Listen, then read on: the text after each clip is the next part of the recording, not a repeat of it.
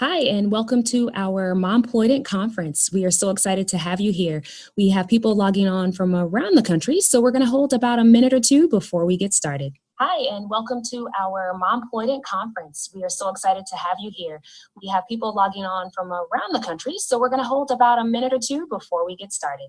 Hi, and welcome to our Momploydent conference. We are so excited to have you here.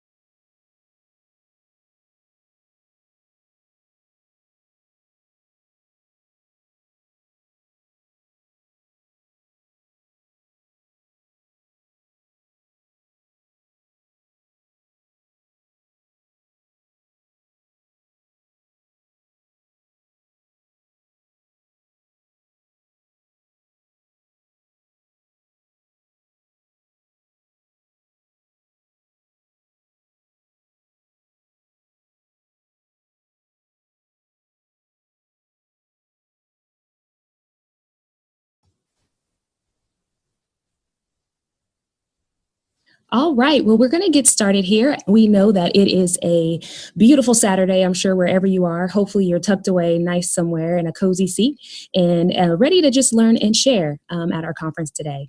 Before we get started, I want you to know that we have a chat box right there in your area. So feel free to take a moment and chat. Where are you from? So we have people from around the country. Feel free to type what state you're in.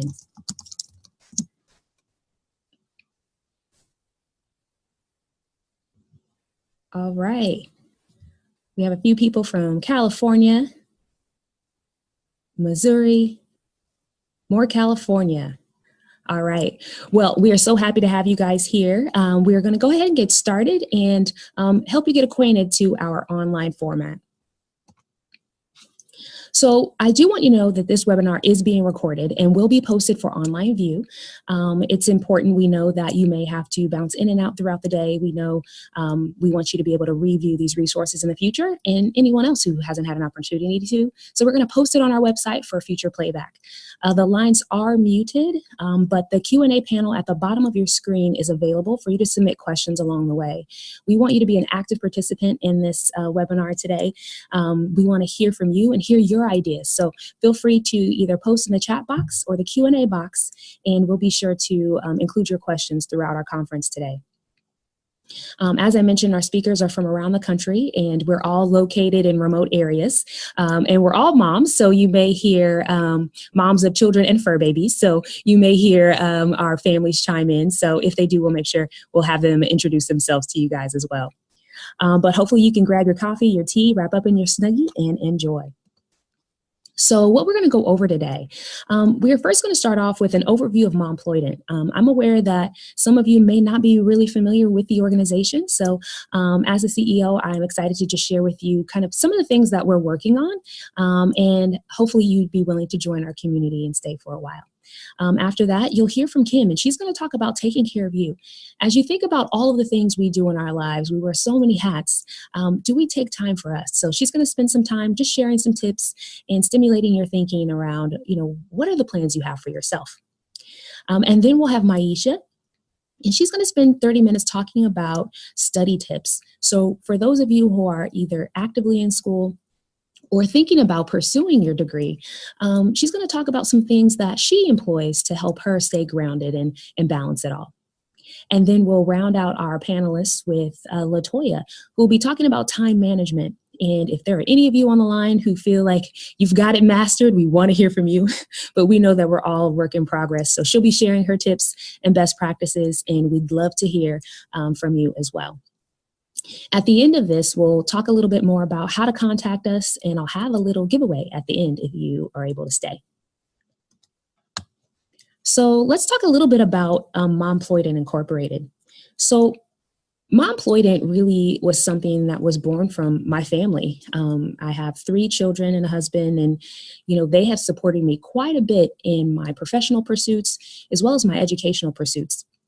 And so really from everything I've done, this is where I draw my motivation. But it was really living life and interacting with my children that I figured out, okay, I really think I want to build a community around this unique phenomenon that we call motherhood, womanhood, academia, and professionalism.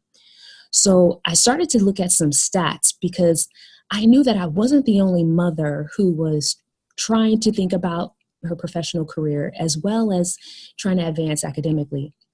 So there were a few stats that stood out to me, and it made me think, wow, we have to make sure people know this and create some community around it. So the first stat you see there, 71% of mothers with children under age of 18 also worked. So that's a large population. And for me, I thought, wow, there's a large number of individuals who are really trying to figure this out as well. I don't think there's one percentage in that population who's totally got it figured out. But I thought, wow, there's a lot of us out there who are trying to pursue work as well as balance the home. And then I thought this statistic was interesting, that female students are more likely to work while attending school. So it really made me think about, again, this is a really unique population who more times than not are really trying to balance it all. And then looking at the stats of people who are now attending college, we went up from 15 million in 2001 to 21 million people who are actually pursuing their degree.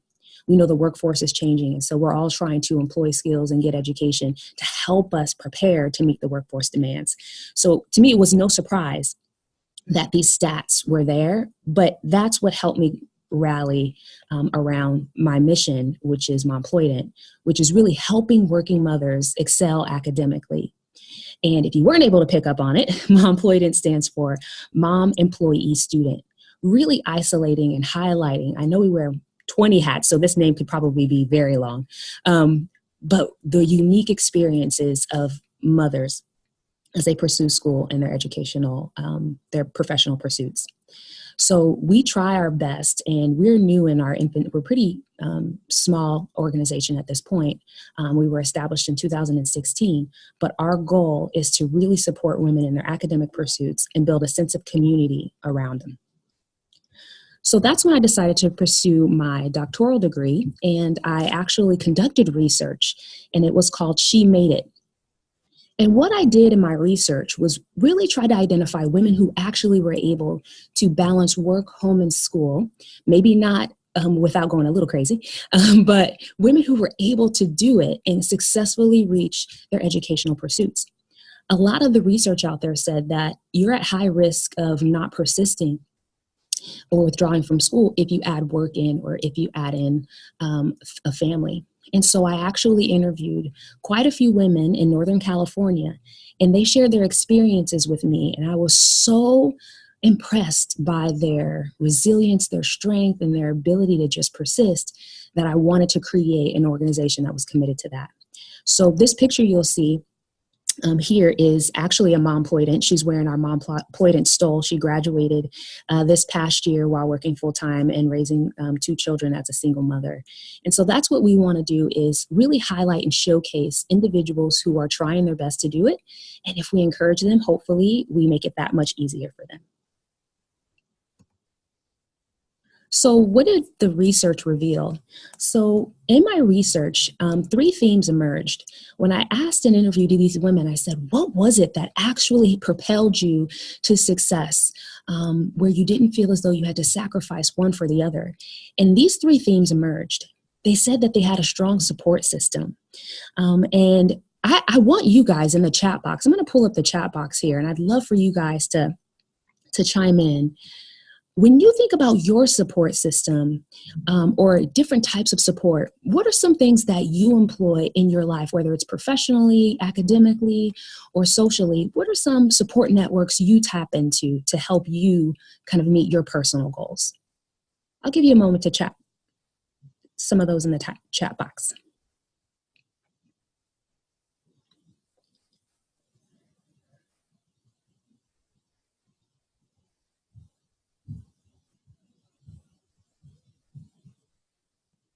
Friends with common goals who have similar situations. I love that. Kim, that actually was one of the things the women said, is actually being with like-minded individuals. So finding other moms, whether they were in school They also listed church.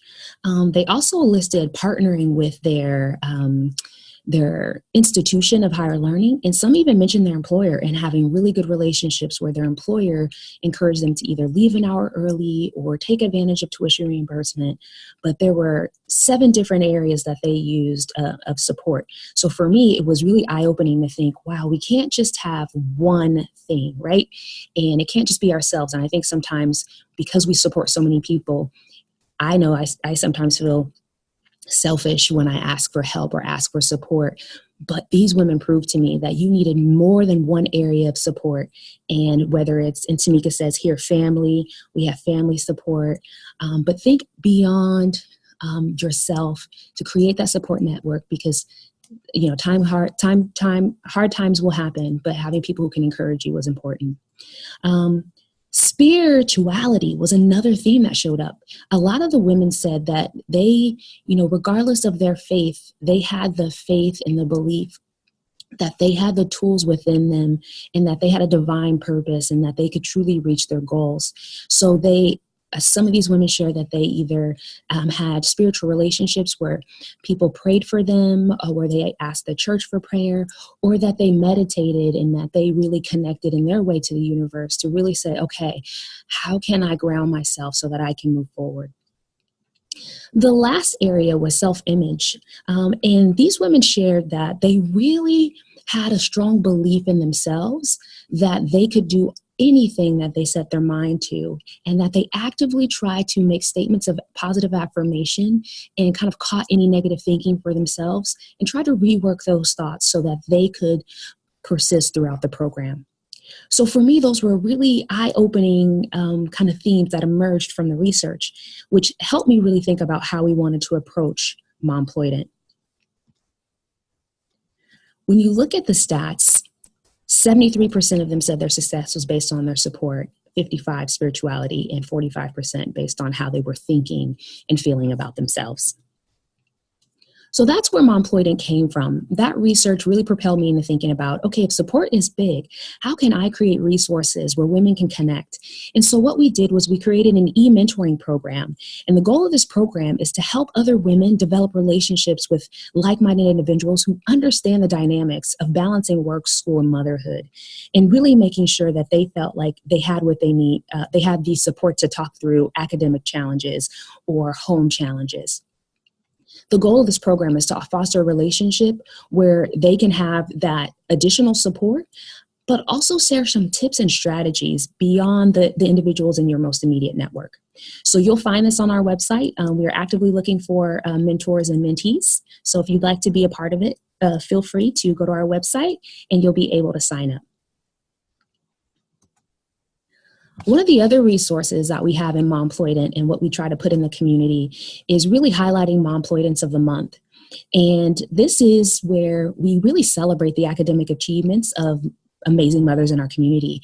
You can nominate yourself or others that you know who maybe just completed a class, maybe they just officially submitted their application for school, or maybe they did an awesome project with their child while they were balancing everything else. This is just an opportunity for you to recognize them, because we know outside of high school, the recognition as an adult gets nil and nil, right? So how do we just kind of encourage each other and tell each other, I see you working hard, and they get an opportunity to get featured on our website and share their story with others and hopefully encourage other women. I've had a few Momploydents of the month so far, and I'll tell you, I've gotten emails from a few people who have said, thank you so much. The story that I read really resonated with me. I can relate to that. I'm also in the military, and people were just sharing their story. So there's power in sharing your story and people being able to see themselves in others. So that's kind of our Momploydent of the month. And we have some t-shirts we give everyone. You can see here on our website. We have t-shirts, and on the back it says juggling homework and school, so that everybody knows that you're doing it all. All right, so the last thing that we do at Momploydent is really talk about scholarships. And so there was an article that was featured yesterday. And for those of you who went to the website this morning, you might have seen it on our website, where they're saying that the financial burden of student loans is immense. We are at $1.3 trillion in student loan debt as a nation, and women actually hold 2/3 of that. And so it takes women longer to repay loans. We know about the gender gap. And so, with that wage gap, not being able to have the financial means to pay back the loans that you took out really makes it difficult for people to get ahead. And so while we're earning degrees, being able to financially provide for yourself becomes even more challenging. So that's one of the things Momploydent is on a mission to do this year, is provide women with scholarships to reduce the financial burden of student loan debt. We've had a recent fundraising event, and my goal is to hopefully give out $5,000 in scholarships this year. And hopefully this trickles down and we can give out 10 $5,000 scholarships to 10 different women. So really excited about that, and hoping that individuals will kind of get on board and help tackle this really national crisis. So I'll pause there for a second, because I know I kind of went through pretty quickly all of the things that we have to offer. Let's check in and see if there are any questions from the group about maybe resources or why we exist and how we can support. Feel free to type into the Q&A box if you have any questions.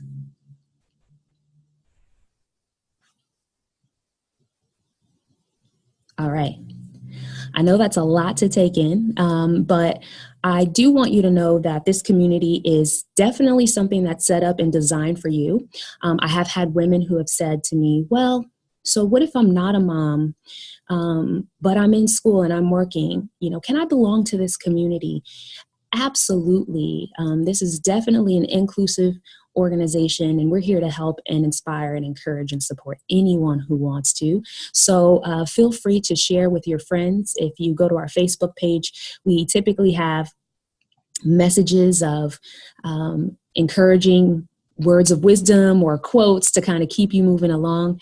And we're also looking for individuals who want to share their story as well. So if you're interested in being a speaker or being featured in one of our blog articles, we'd love for you to reach out to us at info@momploydent.com, and we'll be able to, make some arrangements for you to share your story, because I think that's where the power comes from. We have a question here in the box. It says, what have you found to be the most helpful resource for scholarships for those in graduate degree programs? Great question. So when it comes to scholarships, it's really challenging to do that search. I know a lot of people use and have found success with scholarships.com and also fastweb.com. But sometimes it is challenging at the graduate level, because a lot of the scholarships are focused on individuals coming right out of high school. And that's what our organization is trying to find, a way to kind of partner with some of the state agencies and government agencies to figure out, how do we raise awareness that we actually have non-traditional students who are going back to school while raising families? How do we drum up grants and funds for those individuals? Because most people actually, hold off on their educational pursuits. And I'll be honest with you, I think about it. I have 3 children, and my son is 10. He's going to be going to college.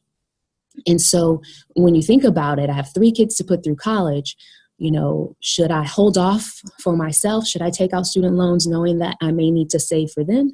So it's a big thing to tackle and to think about. But yeah, I would say fastweb.com, scholarships.com, and hopefully momploydent.com will become the preferred place for individuals to go and try to find scholarships that are tailored to the non-traditional student who's returning to school. Great question. Any other questions or thoughts? That went by so fast. So what I'd like to do then is I'm going to actually take you guys live to our website so that you can see, since we have a few moments here, just so that I can acquaint you with a few resources. So if you can just bear with me one moment, I'm going to pull up momploydent.com, and that way you guys can see for yourself some of the resources that are available. All right. So if you can type in the chat box, can you see the screen here? Yes. All right. Wonderful. So here's the website for those of you who are thinking, all right, so I'm new to Momploydent and I want to learn a little bit more about it. If you come here to momploydent.com, you'll be able to come to our homepage. You'll see our little video here. Hi, my name is Shanita Williams. We talk a little bit about the organization. We do have a co-founder, my husband, who is Kevin Williams. And, you know, we talk about support systems, and he's been a huge support in making sure that we move this vision forward. So you'll get to learn a little bit more about Momploydent by going here. Now, Mominations. So remember I told you about Momploydents of the Month. If you go to this tab, you'll be able to nominate a deserving mother today. So if there are women that you know who are trying to balance it all and you think they could use just a little boost and a little encouragement and recognition, you can actually just quickly come here, type in their name and email, and if they have a Facebook contact, and then I'll reach out to them personally, congratulate them, and try to figure out what month we can highlight them for. So that's where you can go if you want to nominate or mominate a mother. So if you go under services here, you'll see a lot of different things happening. If you click on scholarships, this is where it's coming soon. So keep your eyes out on that. As soon as we have our first scholarship available, which we were able to raise about $500. So I'm hoping to be able to give that one away this year. So I'm going to be sending out an email to all of those who are subscribed to our website, and you'll get first dibs on, hey, there's a scholarship opportunity. And our community is pretty small. We have about 300 people in our community. And so the odds of you being able to be a recipient is pretty high. So excited about that. On this next tab here, you'll see what we call Mommy Moments. So here, I try to do some tips and add some videos. I try to do them in 5 minutes or less, where you can just come for a little bit of inspiration and tips and tricks to help you along. This one here is called Kidploydent, and what mom wouldn't want to include their kids in something like this? So my children, I'm trying to help them think about impacting the community. So my son wanted to join Momploydent as the founder of Kidploydent. So you'll be seeing more coming around that, and how do we integrate our children in the things that we do, because we know that this is why we exist. We have the title mom because of them. So there'll be some fun activities coming soon there. And the other services we have, I have listed here, are seminars and workshops. We have a few topics that we were going to be trying to highlight every month. I'd love for you guys to, if you have ideas, feel free to type them in the chat box now, but we're trying to figure out, what is it that you want to hear? What do you want to know? What are you willing to spend 30 minutes listening to, so that you can get what you need to, move forward in your life with the goals that you have. So if you have any ideas, feel free to type them in the chat box now, or you can email us with any ideas that you have. And then, of course, we have a way to contact us anytime with any ideas or suggestions. We have an opportunity for you to donate, and we are an approved 501c3, so there is a tax write-off for any donations made. And then our last two tabs are volunteer opportunities. So if you are looking to, spend a little time looking for a good place to volunteer, and you have just I know a lot of us are busy, so you only have a few hours. I am looking for someone who would be willing to help out and coordinate the e-mentoring program. We only have a handful of individuals now, so there's not a lot to coordinate, but I anticipate it picking up. So having someone who's excited about kind of casting a vision for that and coordinating those resources. And then the last volunteer resource individual I would need is someone, we're looking for 2 people who can help us really recruit for Momploydent of the Month, and try to highlight those people in your lives or those that you meet out in the workplace that you want to recommend and highlight as Momploydent of the Month, as our Momploydent of the Month strategist. So 2 awesome volunteer opportunities available. And again, if you are interested in either just volunteering for as a speaker or doing something more long-term, you have these options as well. And then last but not least, we have our Momploydent shirts. 100% of the proceeds go into scholarships. So if you want a little Momploydent swag, if you want to brand, it and share this with other individuals, feel free to get one of our classic tees or a t-shirt, and all the proceeds go towards scholarships. So we have a question. How long might the commitment be for the volunteer positions? That's a great question, Leilani. So the volunteer positions, because we're kind of building up, I would work with the individual to understand what time they have available. You know, me being a working mom as well, busy mom as well, knowing there's limited time. But I'd be looking for somebody to commit either 3 months to start off with and see how it goes. And if they can, you know, on a month-by-month basis, say, this is how much time I have available, I would be okay with that as well. So we're new in this, which is so exciting. So the time commitment right now is really low. And then as it grows, I can hopefully recruit some more volunteers. So thanks, Leilani. Any other questions? All right, I'm going to stop sharing this screen here. And I'm going to go back to our presentation. I saw a question in there and it said, can we buy the shirts? You absolutely can. So the website should be up and running for you to be able to do that. If you have any challenges with, purchasing the materials, let me know. You can always email us directly at info@momploydent.com, and we'll make sure that we get it to you right away. Now, a little plug before I turn it over to Kim. At the end of this, I'm going to give out some free shirts. So hold tight. If you want one, you might just get one at the end of this session. So with that being said, thank you guys for the Momploydent overview. I am going to turn it over to Kim now, who's going to talk about taking care of you. Take it away, Kim. And I have to make sure I get the mute. There we go. Okay, I think that worked. Can you guys hear me? Yes. Yes, we can. This is the interactive portion, guys. Let me tell you, I don't do well unless you guys actually participate in the chat room. I'm sorry, this is not working there we go. Okay, well, good morning, everyone.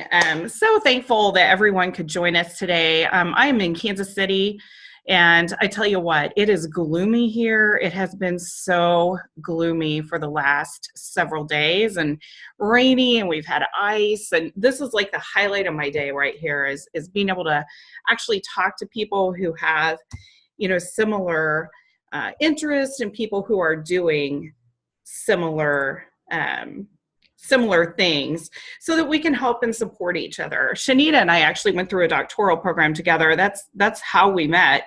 And I tell you what, even in that program, there wasn't a ton of support. The university offered support, but it wasn't quite like what we probably had envisioned. There's only so much they can do, right? They have thousands of people to help every day. That's why we wanted a smaller group. So this is fantastic. I'm actually trying to get back to the slide before this. I'm not sure why it's not going there. Now I went too far. Okay. I think there's a delay. So just wanted to share a little bit about me with you guys. My day job is actually a technology career specialist for an IT training company. We're the largest IT training company in the Midwest. We're out of Leawood, Kansas, but we just recently opened a place in St. Louis. So it's been a little bit crazy. We've been in Kansas City since 1989 and just opened that one as well, all while I'm trying to be a single parent and finish my dissertation so I can finally put doctor in front of my name. It's not been easy, let me tell you. I don't have any family here.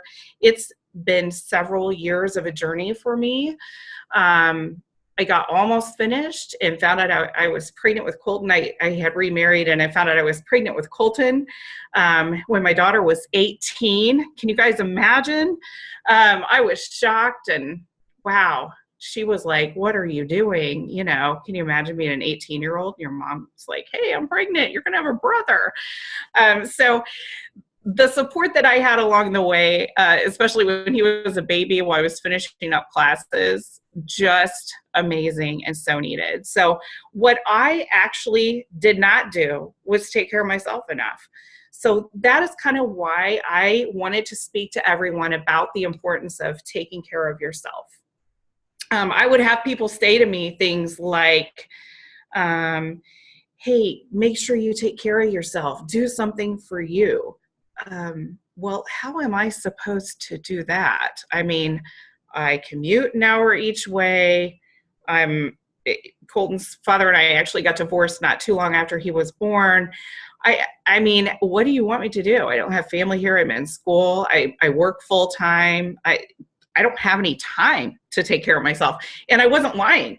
I don't think I was lying to myself really either, because that's truly what I believed at the time, is that I did not have time to take care of myself. Over the last couple of years, I experienced some injuries that actually got much worse because I was not taking care of myself.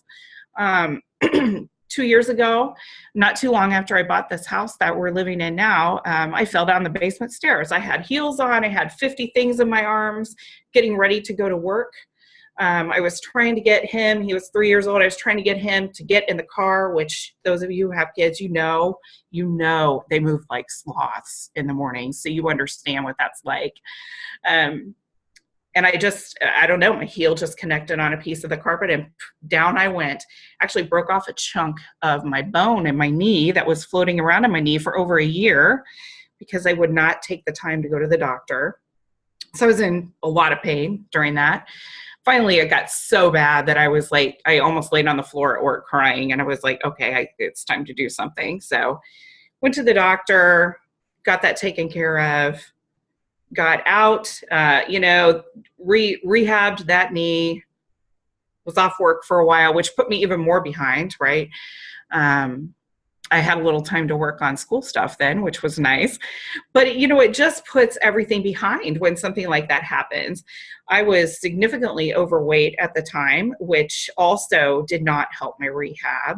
I was depressed, trying to hold everything together. Soon after that, I had some female issues that I also had surgery for, 2 months after that. And then comes the big one. Something happened with my back, and I ended up having surgery 2 or 3 months afterward on my back. So one thing just led to another.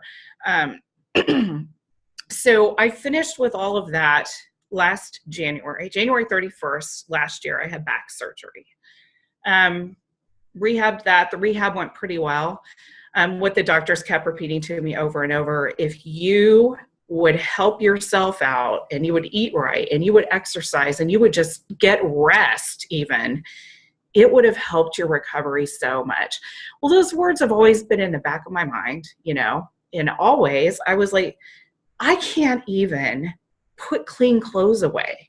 I don't have time to do that. How do you expect me to take time to take care of myself, right? Does anyone else feel that way? Feel free to use the chat box, guys. I've got it up and I'll try to respond. Surely I'm not the only one who feels like that, right?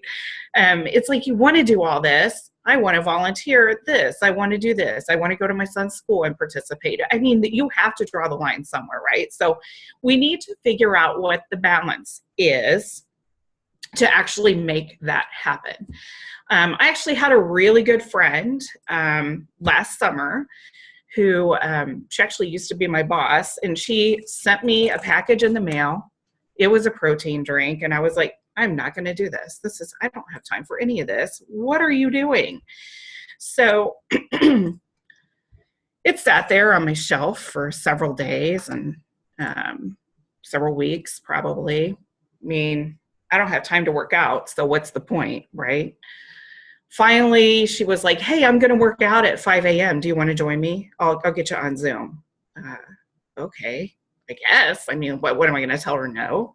So we did that. We kept doing that. We did that for like 2 or 3 months, 5 a.m. workouts on Zoom together. It was awesome because you know what? I was getting up because I wasn't going to let her down. She was going out of her way to help me be a better person and feel better and be healthy, and I wasn't going to let her down. Sometimes that's what it takes. So, and that may not be where you need to focus. We'll talk about what works best for you and what will work best for you here in just a few minutes. But wanted to just share a little bit too about what you think is in it for you. So the WIFM, right? What's in it for me? If I'm going to get up early and I'm going to work out, or if I'm going to take some time and just sit on the couch and read a book without hopefully anyone interrupting me, if I'm going to go to a movie by myself, if I am just going to go sit by the lake and eat a takeout dinner by myself even, or with your significant other, I mean, you should be able to do that and you should feel great about it. So there's some things that we can think about that are in it for you. So number one is peace. If you feel like you're running ragged all the time, do you have peace? Do you feel peaceful ever? This is the interactive portion, guys. Yeah. If you feel like that. My son went to a Montessori preschool, and one of the things they taught them was peacefulness, and they really focused on that. And I'm seeing some things in the chat room going, nope, do not feel peaceful. And I don't either. When I don't have things planned out and when I don't feel like I'm doing what I need to do for myself, I'm not at peace. So think about this. Think about, has everybody been on an airplane? Think about when you're on that airplane with a child and the flight attendant says, hey, if the masks come down, you need to put that mask on first before you put it on your kid. How many of us have sat there and said, there is no way I'm putting that mask on myself first? There is no way. I'm obviously going to put that mask on my kid first because I want to make sure they're safe. Yes, LaToya, that's right. We want to make sure they're safe. The fact is, hey, guess what, guys? If you're not breathing, you can't put the mask on your kid and you can't help your kid. That is why they want you to put the mask on yourself first. Take care of yourself first so you are better equipped to help your child or others. So that actually, I think that's a pretty good scenario for what we need to do, even though we're busy. We need to get that mask. We need to breathe. We need to have peace in ourselves so that we can help our families. Also, another thing that's in it for you is a better attitude. I know once I started working out, which you guys, I have never been an athlete. I always joke and I was like, I was someone who dated athletes. I never was one. We moved around a lot. I just was never in sports. We only lived places 2 or 3 years, usually when I was growing up. So, I mean, I would date people in sports, would go to their games, wear their shirts and that kind of thing. And even as an adult, I've never really been active like that. So you'll have a much better attitude if you feel peaceful. I mean, that is just the truth. Think back to when you really felt peaceful and think about how you felt and think about how you feel when you don't feel at peace. Do you sleep well? I don't. Are you able to focus at work? I'm not as well. Are you able to focus on your family, or are you always kind of stressed out and hoping just to get to the next thing to be able to cross it off your list? Also, what I've experienced is more patience. I have more patience for other people if I have my own life kind of outlined. So you'll kind of see that that Shanita has put together for us today, everything kind of works together, So we're talking about support for people like you. We're talking about taking care of yourself first. We're talking about study tips to help you, and then time management. All of these work together. LaToya says she was in the womb the last time she was peaceful. Yes, that's how I used to feel as well. I totally get that. Love it. I mean, I really wasn't even peaceful on vacation, you guys, to be honest, because I was always thinking about things I should be doing other than sitting here doing whatever it was I was doing. I didn't even enjoy the moment. It was awful. Terrible way to live. And you may be living like that too. So that's why we're trying to help. So you'll just feel better about life. And I can say this from experience, guys, those 3 surgeries within 6 or 7 months was such a wake-up call for me. I am going to be 47 years old next month. And I thought, well, how much longer can I put this off? I can't. I should have done it when I was younger, and I didn't. I wasn't there yet. I just kept saying, I can't, or I will, and I never did. So don't be that person. Today when I was doing my workout this morning, the trainer said, there are people who want, there are people who will, and there are people who work. And that's so true in everything in life, isn't it? Even if you think about at work, your coworkers, there are people who want stuff, but they don't actually do anything. There are people who will kind of think about it and will, want it, but still don't do anything. And then there's people who actually work for it.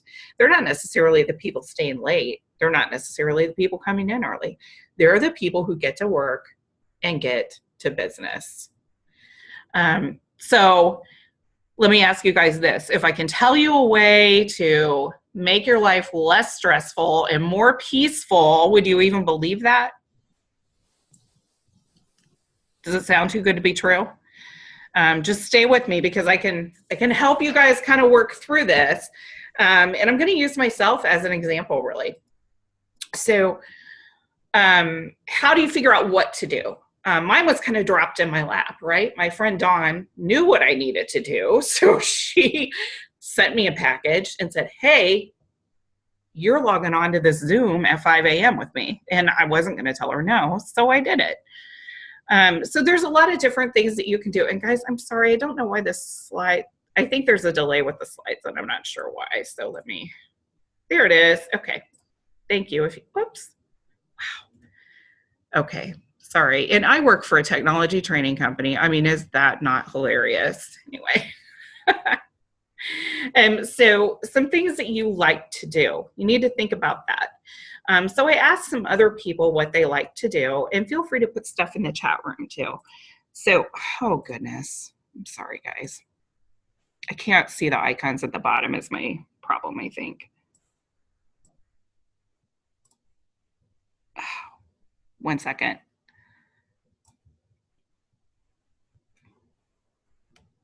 I was looking to try to get the chat box up. So give me a second here and I'll try to do that so I can see what you guys are typing. But I don't think I can see that right now. So if somebody else sees it, and Shanita, I don't know if you can jump in or not and ask questions, but that would be great if you can. Got it. Never mind.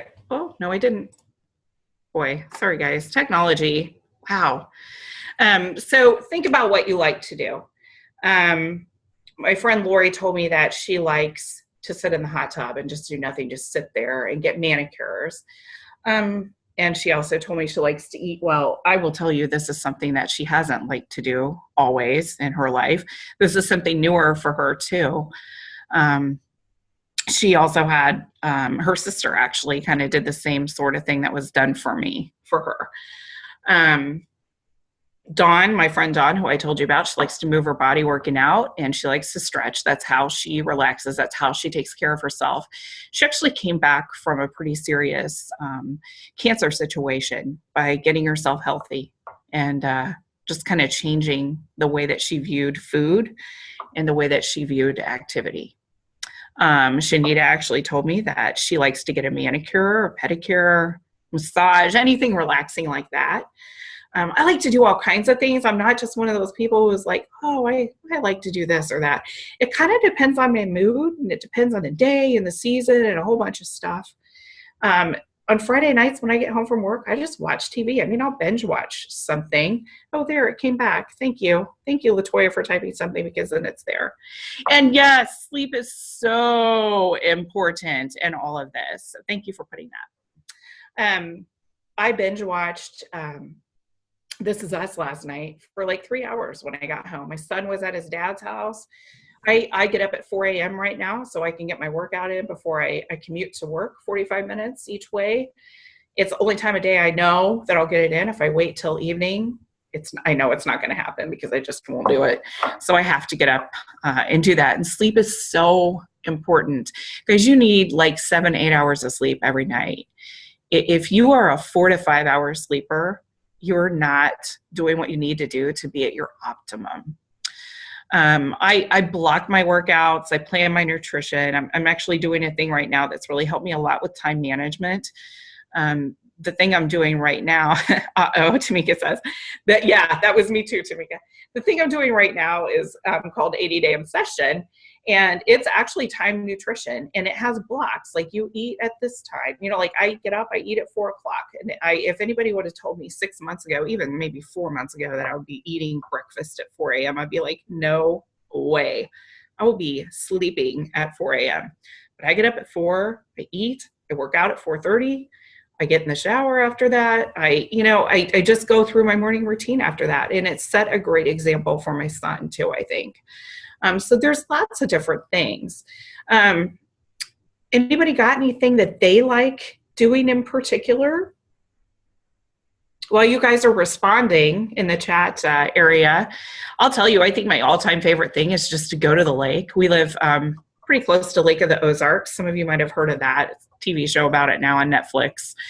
But my daughter lives at Lake of the Ozarks, and we like to go down there, several times a year. It's only about 2.5 hours, jump in the lake. There's not a better feeling than just jumping in the lake to me, or sitting on the dock and just letting the sun warm my face, or, it's just a great feeling to be away and to relax. It's one of the few places I really feel like I relax. Wine. Yes. Wine is good in moderation, right? I love that. Kim, one of the things I love your question about, like, what do we like to do to help us relax? I actually have somebody at work who is really good at meditation, and she's been every week. She has like just a 10-minute, because I don't know about you guys, I cannot sit still either, right? Because there's so much to do. I'm like, nope, I could be doing this. I could be doing this. Literally standing in the lunch line, like texting or checking emails, still not being able to disconnect. But I've done meditation. I did it with her yesterday for 10 minutes. And it was the most peaceful in the middle of the day, right? All the chaos, to pause and just check out for a moment and check in with myself. I could literally feel my muscles twitching, like fighting, not wanting to be still, not wanting to relax.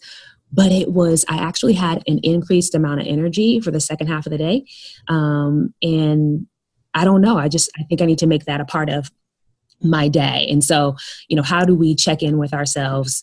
If we can't get away, if we can't, like, in the midst of all of carrying the bags down the street and all of the things we're trying to do for the kids, how do we just take even 5 minutes, to just check in quietly with ourselves? So I don't know if there's anybody, I see some people saying they listen to music alone, but do you guys have any of those like quick hitters that you guys go to as well to just quiet the mind? Because that is so hard to do.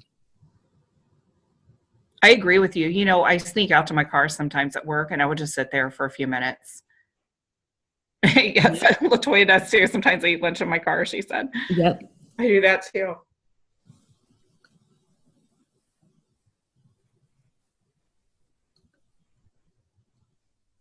Yeah, think about what makes you feel peaceful. I mean, that's really what it's all about. What's going to help take care of you? So once you kind of identify that, and you can list some things, and then think about things that maybe are realistic and things that aren't realistic. Think about things that could be realistic if you had help planning out how to do that. I'm happy to help you too. So let me know if you want help planning stuff out. I can help you do that. We're going to talk about time management here soon. And I think I mentioned before that all of this kind of goes together. We need to focus on ourselves so we can take care of everyone else. You cannot pour from an empty vessel. You just can't do it, no matter how hard you try. So let's go on to talk about, how do I start it? How do I start doing something? So guys, for me, I just had to say yes. And really, that's what most of us need to do. It may be to yourself. It may be to someone else. It may be, just deciding to do it one day. So make a plan. So once you get that list of things that you can do to help yourself, make a plan and do your absolute best to stick to it. I cannot tell you how rewarding the last several months has been for me focusing on my health. I swear I'm one of those people now who I used to make fun of. I go to Trader Joe's now and I know where stuff is. I used to walk in there feeling completely intimidated, like, oh, brother, what am I even doing in here? I don't even know. What the heck is quinoa anyway? I had no idea. Now I have it in my salads at lunch almost every day. So don't be afraid to do hard things. Don't be afraid to do new things. The next thing you do after making a plan is to tell people what you're doing so they don't continually, hopefully, try to kind of deflate you and not encourage you. You need people to encourage you. So, if you, like, let's say people want you to go I had people last night, for example, who were like, hey, do you want to go out with us? We're, going to dinner, then we're going to go out and hear this band. And that's something I love to do. I love to do that. But you know what? During this 80 days that I'm in, it's not something I'm going to do. I get up at 4 o'clock right now, you guys. I mean, you're talking about going out at 8 p.m. It's just not happening for me. I know I would not be in a good mood. I'd be sitting there the whole time thinking, I really just want to go home and go to sleep because I'm exhausted. I've worked all day. I've driven almost 2 hours. I don't want to go. So finally, I started evaluating what I actually want to do and what I was doing just because I thought I probably should, because people asked me to. And there are some things that you'll need to do, especially with family, if people, really want you to. But you can identify those and you can kind of rank those in your mind and make a determination. Is this something that's really going to help me? Is this something that I can do maybe later on? Is this something that I don't have to do at all? If I just give a polite, no, thank you, I'm really sorry. I've already got plans. Was having plans a lie? Absolutely not. I did have plans. You know what my plans were? They were to eat my hamburger I'd made for myself, which I was thinking about for like 3 hours before, watch TV, relax, go to bed early so I could get up this morning, work out, and hang with you all.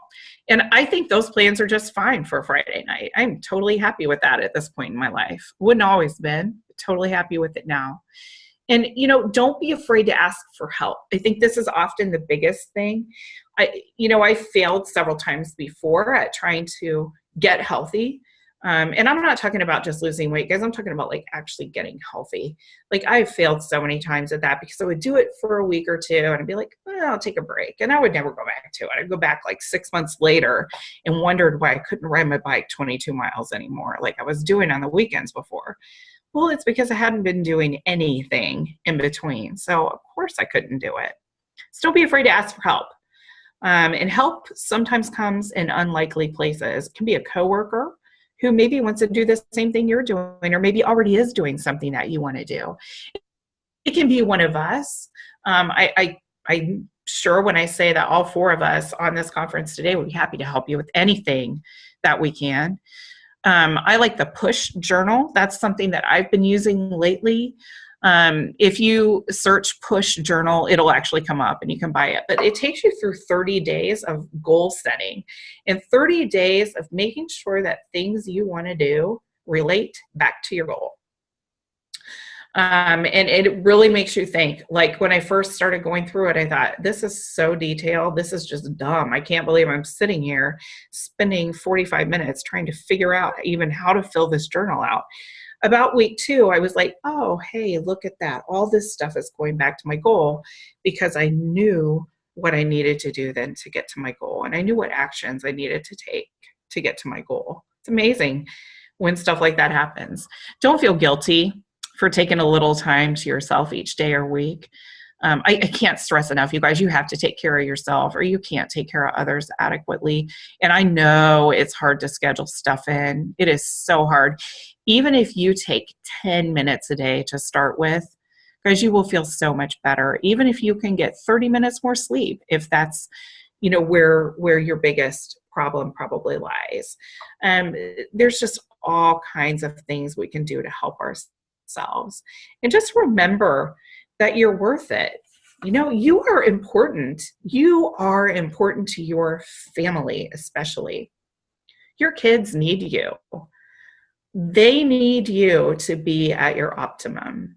If you're not feeling at your optimum, like I said before, you can get grouchy, be tired, just be irritable, and just feel like everything is a burden and not feel peaceful. But if we actually plan things out and work toward a goal, we can certainly do better for our families. So I think this is pretty much all I wanted to talk about. Well, there is probably one more thing. Has anybody ever heard of Maslow and his hierarchy of needs? Yes. If you guys have been, thank you. If you guys have been in any psychology class or even sales classes, business classes, management classes, I'm sure you've heard of Maslow. So part of what I've tried to do is to base everything kind of on this, because when I first read this the first time, I don't know if I was in high school or college, I can't remember which, but I thought to myself, that makes a lot of sense. And there's different times in your life when you go in different stages. So for those of you who maybe haven't heard of Maslow, Maslow has a hierarchy of needs. The first rung, if you will, talks about the basic needs of like breathing and food and water, your essentials for life. Next up on the rung, you have safety, which is like your house, your body, your employment, your resources, your morality, your family, your health, all of that type of stuff. You go up further and you get to love and belonging. And that's about friendships and family. It's something we're trying to build here, right? You go up one more rung and you're at esteem. That's your self-esteem and your confidence, your achievement. This is all stuff we're working on already, you guys. We are already working on this stuff. But yet some days, I don't know about you, but I feel like breathing and food and water are maybe not even great for me. There have been times that I have not felt secure in my job. Not for several years. Thankfully, I'm in an awesome company right now. But there have been so many times before when I would dread Fridays because like, is this the day that we're going to have the conference call, that we're all going to be laid off? It's not a good way to live. It's just not a good way to live. And then finally in Maslow, you get to self-actualization, which is the top.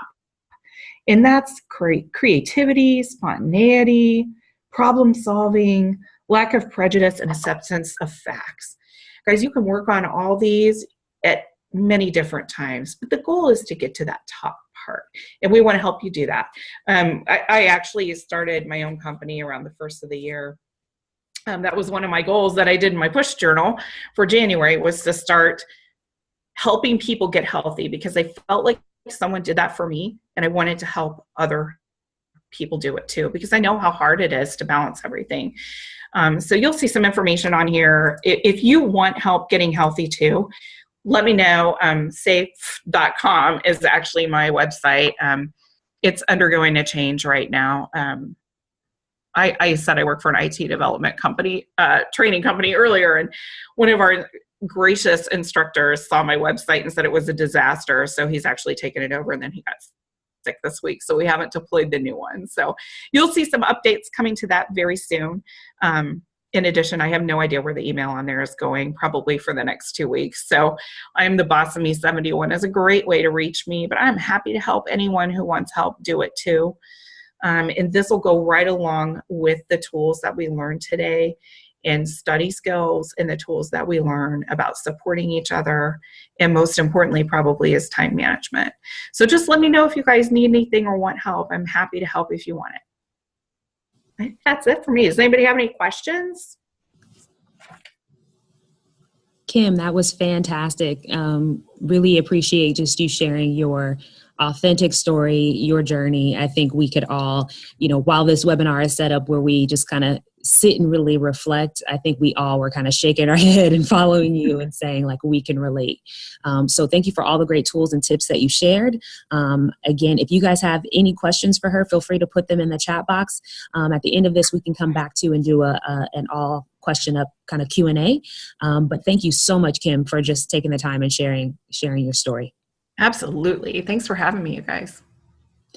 All right, so Kim's going to hand over the reins back to me, and we're actually going to transition to another topic with you guys, which is study tips. So I actually have a poll, so let's see if I can do this before Maisha comes on. I'm going to pull up a poll here and launch it, and hopefully this shows up on your screen. But we're going to talk about study tips, and before we do, we want to know, where are you in your educational journey? Are you currently in school? Maybe you're thinking about returning to school. Maybe you're all done, or you're on a break right now. So just take a moment and respond to the poll so that we have a feel for who's in the audience and where you're at right now. We'll give you guys about 30 seconds, and then we'll show the results.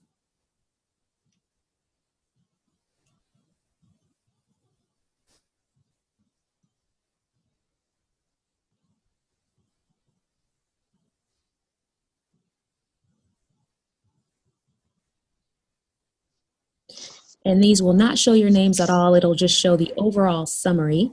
So we see the results coming in here now.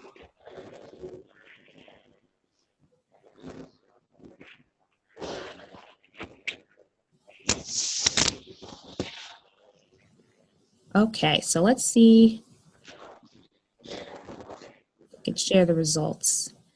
All right, so we have some of you who are in school, and then some of you who are all done. So I think as Maisha takes over and kind of talks about her study tips, for those of you who are all done, and during the segment, you can be thinking about, okay, great, how do I take some of these and apply them even to my workplace? How do I apply this to my personal life and some of the things I prepare for or plan for in my life as well? So with that being said, I'd love to introduce Maisha, who's going to talk with you about her experience with study tips. Maisha, take it away. All right. Can you guys hear me? Yes, we can. Okay, awesome. It's a little, we have a little back feed, little feedback. Okay, I'm going to try a different way. It's probably my headset.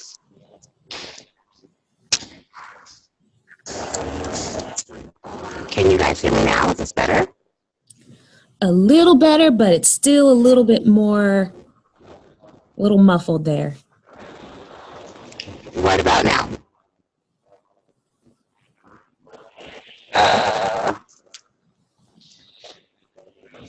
Let's see. For those of you, can you guys chat in the chat box, or any of the other panelists? Are you guys hearing it a little better, or?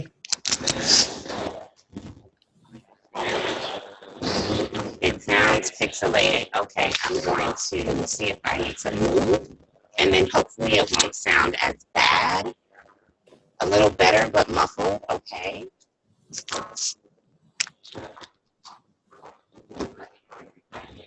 It could be the location that I'm in. And we're all remote. I was telling the group as we started earlier that we're all remote using technology. I know, I believe, Maisha, are you in San Francisco today? Oh, now I think we lost you. Okay, so here's what I'm going to do, Maisha, if that's okay, because we're having some technical difficulties. Latoya, I think you're on the line.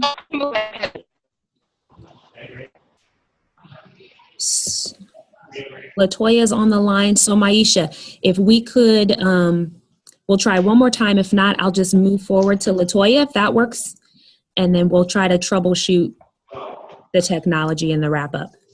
Okay, that sounds good. Oh, nope, you're actually clear now. Can everybody hear? Really? Yeah. Awesome, I just had to move spaces. Okay, there you go. You're crystal clear. All right, so I think are you in San Francisco today? I am in San Francisco today. Yes, I am. She has been doing quite a bit of traveling and quite a bit of speaking this week, so really excited to have our time with you today, Maisha, and I know you're in between a conference right now as well, so we'll let you take it away, and I'll try to manage the chat box and the slides for you as we navigate. Thank you. Yeah. So, hey guys, I'm Maisha. It's so good to be here. Let's see, where do I start? I started my journey in college when I was pregnant with my first child. So I am a single mom of 3. Two of my children have autism. One of them has ADHD and sensory processing disorder. So college has been a tricky journey and a long one. So I'm actually still in college to finish my bachelor's degree because life happens, right? Right. And so part of life happening, just to be a little quick, not too quick, is I ended up, after having my third daughter, hospitalized for postpartum psychosis, suicidal ideation with a plan, and it actually literally was ready to take my life.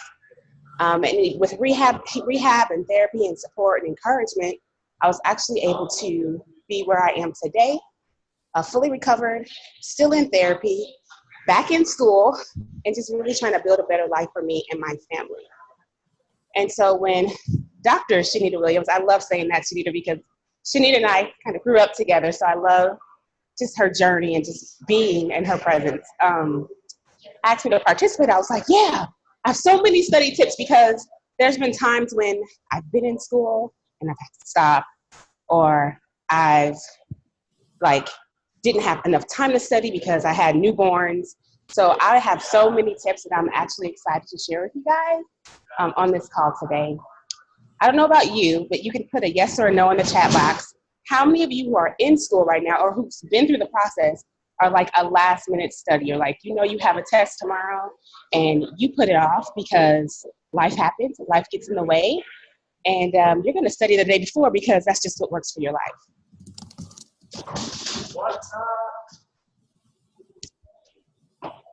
Professional procrastinator, I like that. Yep. So that's what I used to do, and I would probably say it was a great thing because that's how I got my A's. I would actually say, I work so good under pressure, so I'm going to study for this test tomorrow because I know I'm going to get an A and it's going to be all good. Well, in my senior year, which I'm finishing my senior year, I was in the psychology class and I love psychology. I'm going to ace this test. We were 8 weeks in a 12-week course and I had an F because I was still procrastinating and thinking that I could pass.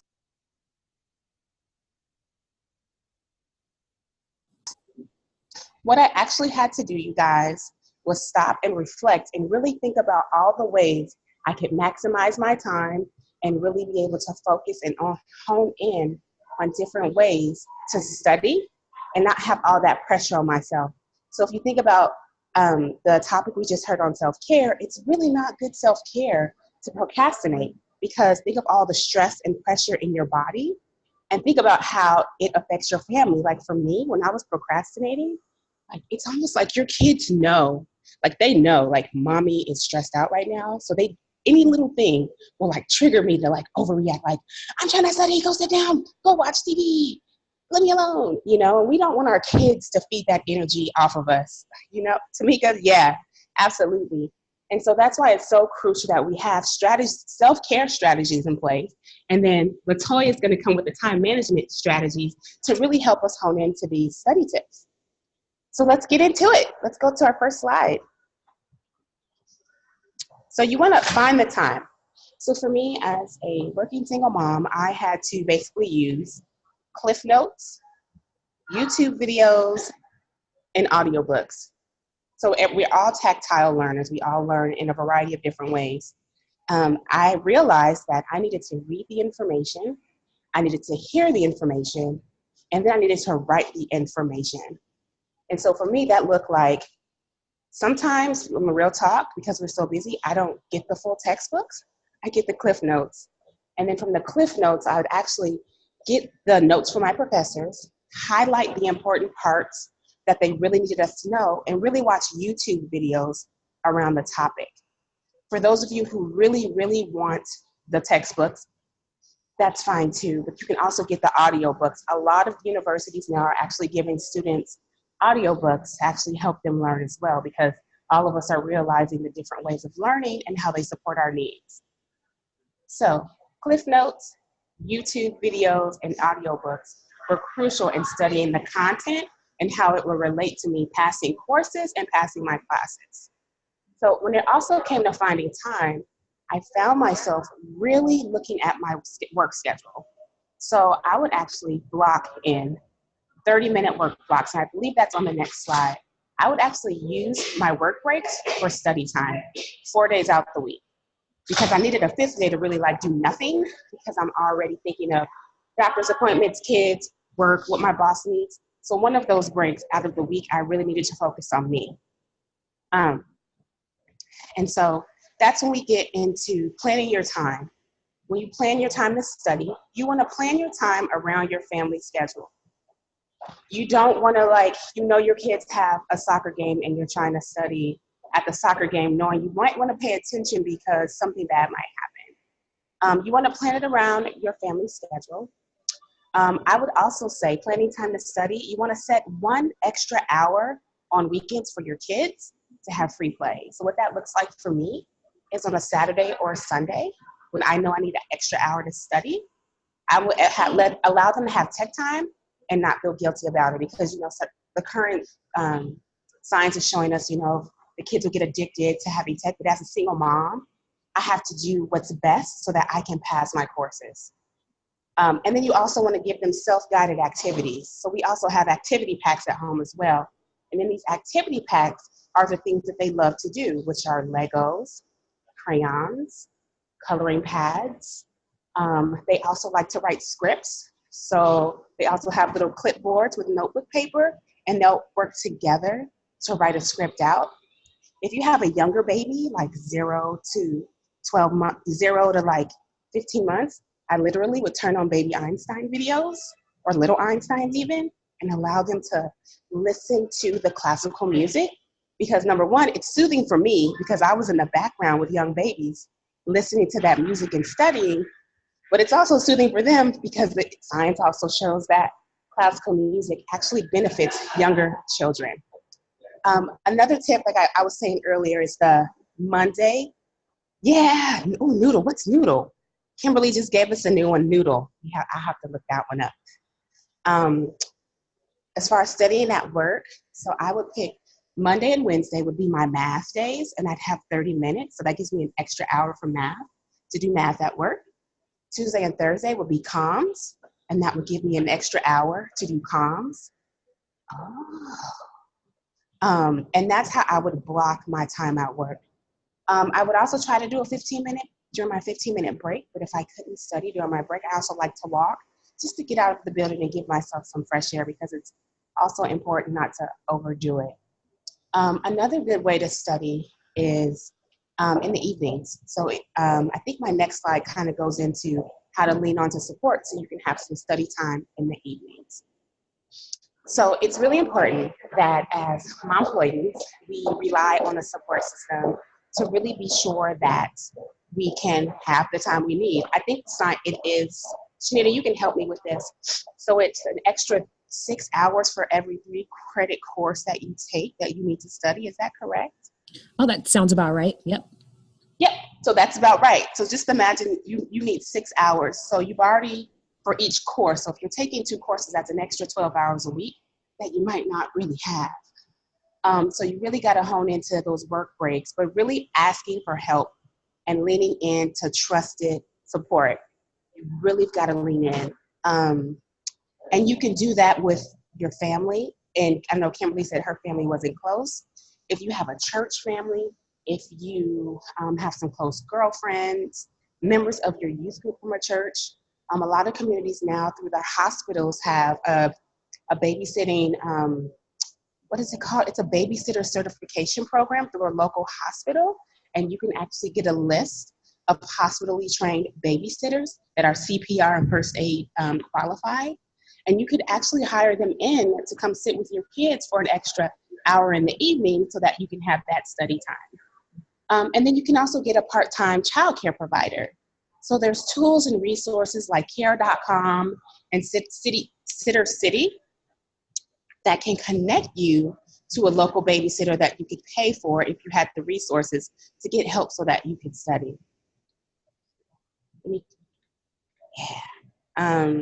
For me, it was really important, as a mom and a full-time entrepreneur, that I really have the support I need so that I can get my degree finished. I've been in college, you guys, for my son's almost 13, 13 years, and through life circumstances, when I do go back to school, when I've been in school, I've really leaned in to my mom, my cousins, people from the church, what my kids have grown to love and call them like church auntie or church cousins, so that I can have the time that I need to study. Because if you're not studying and you're procrastinating, you're going to burn out and burn candles on loose ends. Does anybody have any questions or feedback? No, well said. No, I really appreciate you really challenged us to think about, like, there are different ways for us to approach our study tips outside of, just how to take notes, but really thinking about the whole person. You mentioned kind of different times of day to study, and there was a study, and I'd be curious if you guys can put in the chat box, do you have a specific time of day that you like to approach your schoolwork, or even for those of you who are not in school, your work projects that you're working on as well? I'd love to see what you guys have to say in there, what time of day, because there was some research, Maisha, that was published, and I think it was an Ariana Huffington kind of comment, and they talked about your brain being, we're so busy and your brain has its optimal time. And so, for example, I know some of us say, like, I'm not a morning person or I'm not an evening person. But if you're not a late night owl and that's not the optimal time that your brain works, but we're going to wait until midnight to start on something, you're already going to be stressing yourself so much more because your brain has to work harder, right? Because it's not at its optimal time. And there was some research studies around like different ethnicities or age groups in the subject matter as to when your brain would function at its best. So how do we approach studying at a time that works best for us? So to your point, like if you know that lunch hour is where you're going to really, your brain is like at its maximum creativity level and your critical thinking at its high, like think about that for yourselves. I see a few comments in the chat box. People say like in the evenings when everyone is asleep. Some people say before I wake the kids up, and then some say early morning. So I just wanted to throw that out there to think about, hey guys, do you know that for yourself? Like when you're at your best, and if you're trying to, if you only have an hour, how about you do it at the time of day that when your brain is at its most optimal level? Absolutely. Absolutely. And to your point, you do, I know it's hard for us, try to get at least 7 to 8 hours of sleep. So for those of us, for me, I have a time block. Like if I'm going to work late at night, I have from 9 to 10:30, and I set a timer and I'm done, because I really need to be able to get a good 7 to 8 hours of sleep so that I can be optimal the next day. Yeah, no, that's important. I think we sometimes we burn the candle at so many ends. I mean, I'll be honest, I didn't get much sleep last night thinking about today. But it is something when we go back to that self-care and that stuff again, and time management, all of these things come together. Like how do we carve out that time for ourselves? Yeah. And just another quick 1 or 2 tips around studying that's not on the slides is when you're in your courses, when you're in your classes with your professors, I would really empower you to write your notes versus typing your notes, because there's something about putting pen to paper. It helps you retain the information. And as your professor is writing out the content, even if he's giving you a study guide, write it down so that your brain remembers it. You have to remember it. Typing it is great, but like for me, I'll type something and put it in Google Drive, and then what does that feed? That feeds the procrastinator in me. But when I know I have my notebook and I can refer to that as well as the study guide and my YouTube videos, I'm really able to focus and hone in on the content. I also like to use different color highlighters for different subject matters. So I'm not sure if this is what you do when you're studying, but I love to take my notes. And if my professor has written on the board something that's super important, I highlight it to make sure that I'm able to know that this is something important to keep up with the test. So then I highlight it on my notepad. I highlight it in the study guide. And I actually, because I'm an auditory and visual learning, I make sure that I find videos that work for me related to the content to really push that point so that I can study. I love that. That's excellent. I think I like to call that like tricking your brain into hyper performance. It's like, okay, like, the brain it's a muscle. So the more you work it out and replay that information, it will go to your long-term memory. Yeah. And that's everything you're describing, the highlighting, the writing, all of that is like printing it on your brain more than once so that it moves from just short-term to long-term. How many of you guys in the chat box, how many of you have ever studied for something, like even prepared for a meeting, and then you got up and forgot it? Like, has that happened to anyone, or is that just me? Where you have All the studied time. all night and you're like, wait a minute, I studied 3 hours. I should know this. And I think it gets back to what Maisha was saying is like, okay, taking that time for the sleep, because there was a study that was talking about REM sleep and how most of us, and especially to your point, Maisha, like women with infants, you don't really get REM sleep. And REM sleep is like the deepest sleep you can get. And that's actually where all of the information or things you've learned for that day move into your long-term memory. So if we are, like even this conference right now, so we're learning new tips and it's in our short-term memory right now. Until we go to sleep, the brain isn't going to move it over to long term. And so, but if you, and I don't know how many of you have ever been asleep, but not asleep, like you can hear everything around you, but your eyes are closed.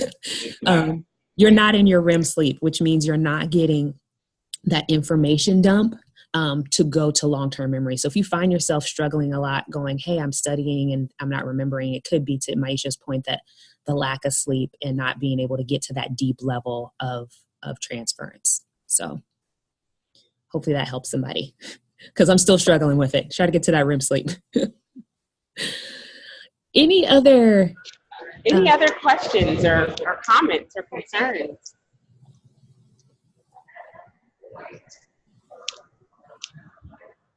Any other study tip strategies that work for you guys that might work for the rest of us? Yeah, put them in the chat box. Put them in the chat box. What do you see? What tips do you guys use?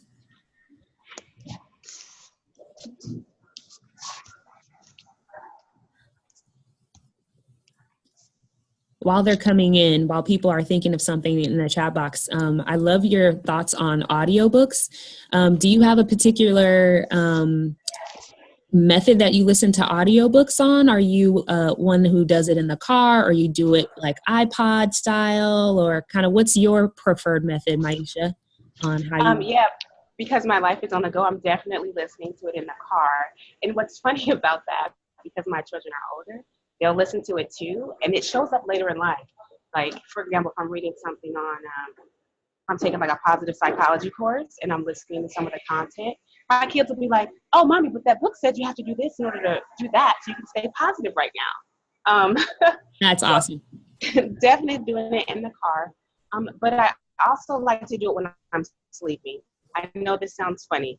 So real quick, maybe many of you who went to high school with me don't know this, but I almost didn't graduate because I just had a hard time at the end of my senior year at Nature Valley High School. And so my economics teacher said, you have to pass this class or you will not graduate. So what I did, you guys, is I went to sleep. I talked the notes into a tape recorder and I went to sleep listening to myself with the notes. And when I woke up, I went and took that test and I aced it. And I've been doing that since I graduated high school. I actually should need to listen to audiobooks as I'm going to bed. I don't know if there's some sort of science to it, but for me, it helps me also retain the information. Yeah, and I did that from about 18 years ago from high school. Fantastic. So in the car, on my way to bed, and then sometimes throughout my day when I have about 10 minutes. Well, it looks like you have a few tips in here. A few people said a tip. Denise says she'll walk away for a minute and then get back to it if you're stuck. So not staying in it for too long and forcing the brain to move forward with something that's just not processing. Yeah, I like that. Let's see. We got Toya. Did you want to chime in? Did you have one? Oh, I typed it, but what I heard is that whatever you do while you study is what you should do while you take the test. So if you're if you're chewing gum, if you're humming, if you're in a really quiet space, that it helps your brain to recall what you studied because you're doing the same things. Ah, I like Oh, that. that's good. That's a good one. As long as you're not jumping around doing jumping jacks in the middle of your test. Or... Right. No, I Right. love that. I love that. That's great. Leilani had a comment in here. She said, believe it or not, I go to work 45 minutes early, but I don't let myself look at work stuff. I just work on homework. I'm in go mode because I'm at work, but I use my energy on homework. I think we can relate to that, Leilani. That's awesome. Let's see. Denise says, even though I live alone, I put on headsets and listen to music, and that helps me focus. Absolutely. And so this is, again, all the themes kind of come together. You know, what works for you, the study tips, time management, focus, it's all coming together. Maisha, any final thoughts or words of wisdom for the group as you think about the individuals who may be thinking about going back to school or they're in the middle of the process? Any final pearls of wisdom? Absolutely. You really want to make sure that you take the tips from today's self-care and time management strategies and really build them into a schedule. Think of studying as the key to passing, but don't overthink it. Just take it one day at a time and you'll be fine. Wonderful. Thank you so much, Maisha. I know you are in the middle of traveling, but we were so excited to be able to have you share just your journey and the tips. And I'm hoping that somebody today has something new to try just because of you taking the time. So thanks, Maisha. Last but not least, we're going to round it out with Toya, and we're going to talk a little bit about time management. So I'm handing over I'm going to hand over the controls to LaToya so she can kind of move the slides. And but I do want to make sure we open up, Toya. I think we want to do a poll first, yes?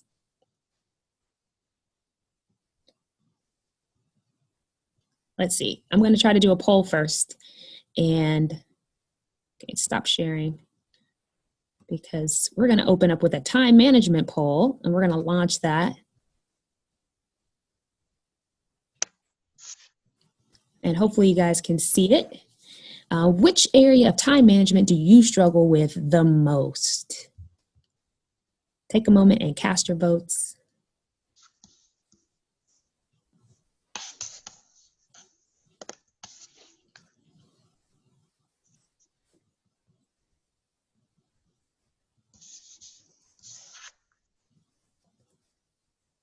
Give me about 10 more seconds.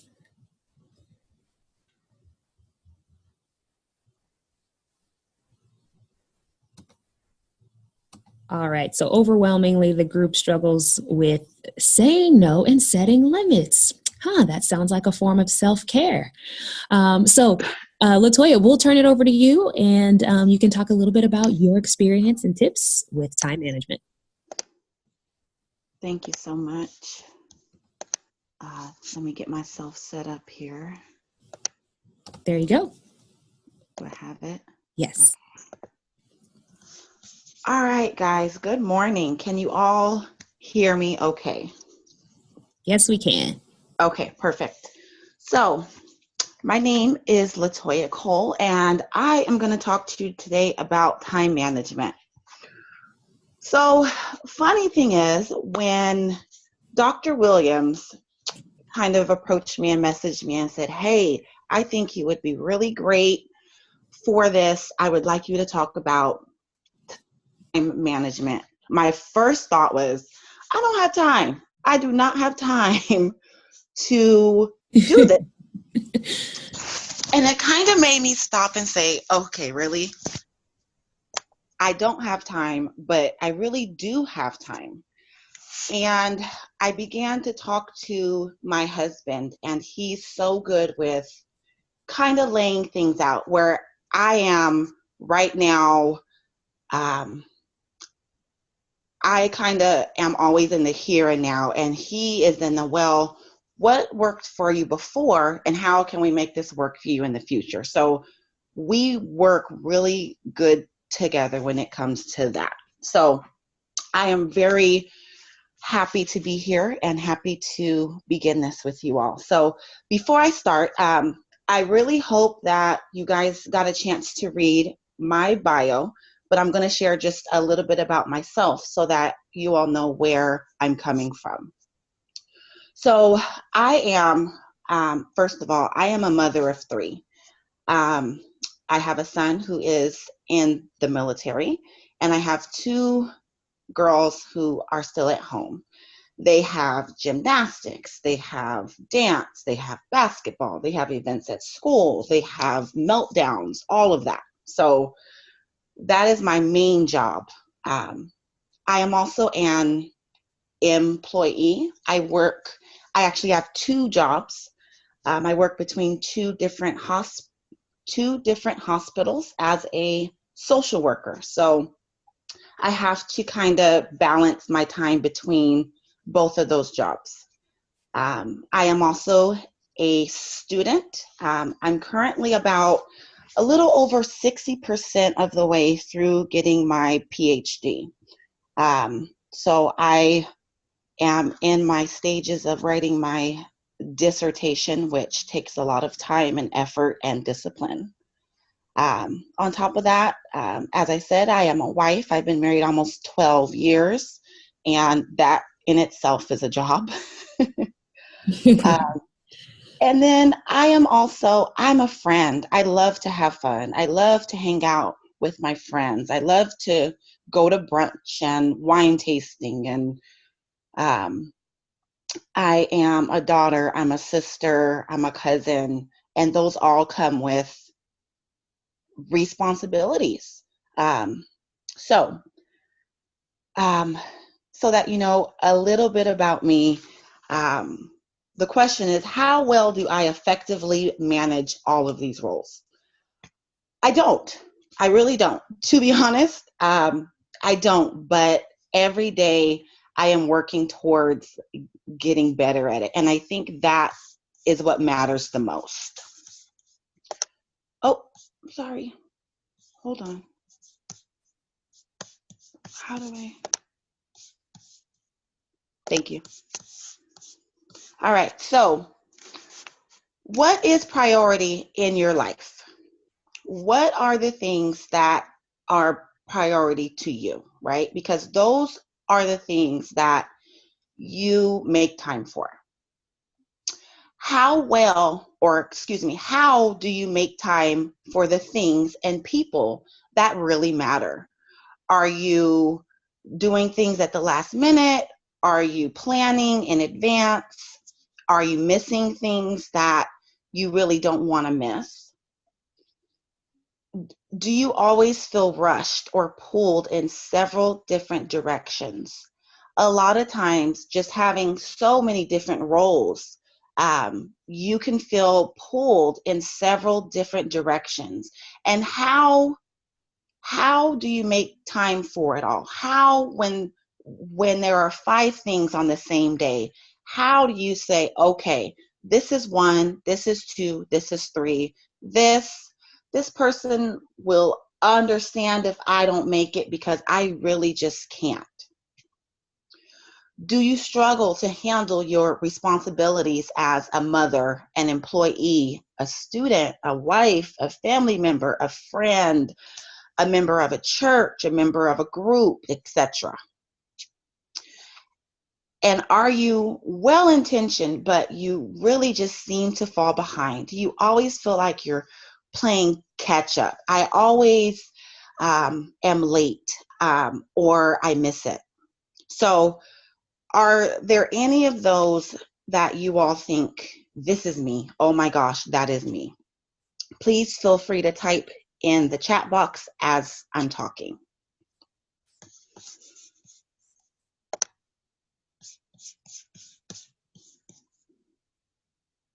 Thank you. I don't know how to go to the next slide. Okay, so what is time management? So I found this definition off of mindtools.com, and I chose this because all of the other ones that I found specifically had to deal with how to manage your time at work. Well, work is not the only place where we need to manage our time. Like, we have life. There are 24 hours in a day. So I like this one. It says, time management is the process of organizing and planning how to divide your time between specific activities. Good time management enables you to work smarter, not harder, so that you get more done in less time, even when time is tight and pressures are high. Failing to manage your time damages your effectiveness and causes stress. That is so true. So the benefit of of managing your time effectively is improved productivity, less anxiety, reduced fear of failure, and more. You have more free time and you reduce procrastination. Procrastination is huge, right? Because as my Isha said, I took pride in doing things at the last minute and getting an A. I will say there are still times where I say, oh, I typed that 15-page paper in the last 3 hours. It was due and I got an A. While the A is wonderful, all of the stress and anxiety and yelling at my kids and being mean to my spouse, and oh my goodness, it's not worth it. It's so not worth it. So time management, so important. We'll go to the next slide. Okay, multitasking. How many of you multitask? Please type in that chat box. Right. I bet All you, the time. I bet you, Toya, some of us are multitasking right now, right? Right. It's like, okay, wait, let me check my phone really quick. Let me, I'm telling you, definitely. Oh my goodness. So one thing, our society puts the biggest emphasis on multitasking. Oh my goodness. How many of you have gone into a interview and they ask, what is your biggest strength? And you say, multitasking. And they love it, right? Oh, yes, because we can give you 5 different things to do and you'll get them all done. I am guilty of this. So I want you all to think of it like this, okay? So we have 4 things on our list. So scenario 1, I am a multitasker. I'm going to do all 4 of these things at once. I'm going to get them all done. But guess what? You're getting each one done at only 25%. 25% of your attention, of your ability, of your drive is put on those 4 things. So yes, you get them done, but you don't get them done to your full potential. Whereas scenario 2, okay, I have these 4 things on my list, but I'm going to prioritize them, 1, 2, 3, and 4. I'm going to start with 1. I'm going to give 100% of myself, of my attention, of my focus to number 1. Once I get that done, I'm going to move to number 2. So each of those 4 things are given 100% as opposed to I'm getting them done faster at 25% each. I may be a little slower, but the outcome is way better. And they're all done at 100%. It's funny because as I was preparing for this, my daughter, who is 9 and she's almost 10, I was running it by her and her face lit up and she said, Mom, that makes so much sense. You actually taught me that. And I said, oh, okay. I am doing something right amidst all of these things I have going on. So multitasking, I mean, if you have to, okay, but at any point, if you can break it down into 1, 2, 3, 4, 5, 6, 7, 8, 9, 10, whatever it is, I would definitely recommend that you do that. Oh, let's see. Kimberly says, best example to show how awful multitasking is. I think, oh my gosh, yes. Driving and texting shows exactly what happens. Oh my goodness. Yes. Like, how important is that text as opposed to your safety? Definitely. I will say that sometimes I am bad with that, but I am working on me. I am a work in progress, definitely. You know, Definitely. This is good because, I mean, how many of you guys can you relate to?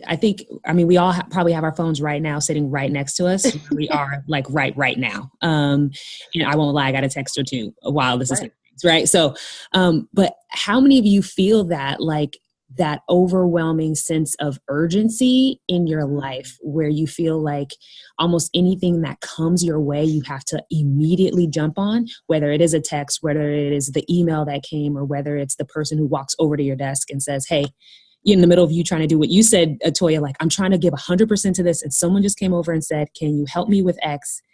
And all of a sudden, like, the time management plan goes. Can anybody relate to the urgent feeling you feel to, like, attack everything? Maybe it's the mom thing, the superwoman cape. Like, I'm going to put it on and save everybody and forsake myself.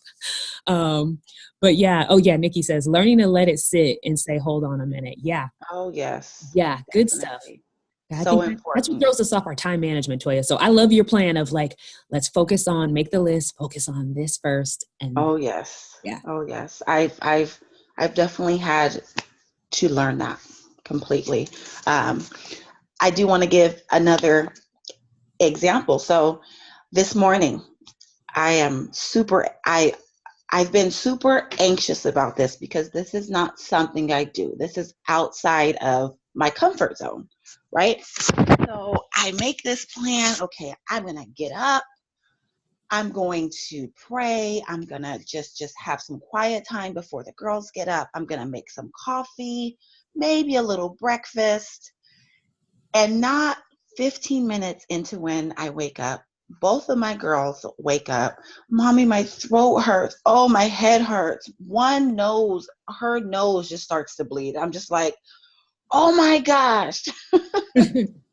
So anxious, and it completely threw my time management off. I wanted to go back through my slides. I wanted to write some more things down. But my kids had a different agenda for me. And my priority was to make sure that my kids were good so that I could sit here and be good. So while we write things down or we say, hey, this is first, curveballs get thrown to us all day, every day, especially when you have kids and when you're working and when you're a student and when you really just want to go have fun. So perfect example, this morning I was super anxious and I had to just woo-saw myself in order to make sure that I stayed on task. So, all right, so I have some ideas for you all. And please, if you have any as I'm going through these, type them in the chat box, okay? First, a calendar. Oh my gosh. I am such a visual person. And I don't mean the calendar in your phone, because we've all become so accustomed to putting things in our phones. Our phones do everything for us. They remind us of things, right? They allow us to take notes on things. They wake us up. They remind us of birthdays. Our phones have become our one-stop shop. But I want to challenge you all to get a visual calendar. I wish I could show you all the calendar that I have. Oh my gosh, it's filled with everything. And everything is color coded. So pink for me has to do anything with my kids. Anything that my kids have going on is pink. So I can open the calendar and see, oh, okay, she has this at this time, right? Anything yellow is me. So what do I have to do? Let's see. Anything orange for me is work. So I balance my time between 2 jobs. So my orange says, okay, you have to be at this job from this time to this time. Okay, this job, this time to this time, this meeting. So I am able to just open my calendar and see things. Purple for me is my husband. I don't know why, but that's the color that he gets. And so purple tells me when I need to support him. If he has to work late, if he has to work on this day, if he has other things going on, okay, I have to kick into either wife mode or single mom mode because he has these things at this time. So a calendar, I challenge you all, get a calendar. And let's see. On the side, it says, Denise says, I'm old school. I have 2 different planners. I love that. Absolutely. Nikki, definitely color coded, always with me. Lanique, my calendar is my life. Really helps me put my tasks into perspective. Absolutely. Shanita, yes. Huge whiteboard. Absolutely. Absolutely. Color tabs. Yes. I love it. Toya, quick question for you. Uh-huh. Is yours a calendar that everybody can see so your kids are aware of what it means as well? Or is it more of a private calendar? Very nice. I have multiple actually. So I have my personal one that goes in my purse with me. And it isn't the pocket ones, like it's an actual full size one that I stuff in my huge purse. So that is for me. At home, I have a calendar next to the bed, and that is for my husband. It tells him where I'm at, what job, what time, what the girls have. And then I have one downstairs.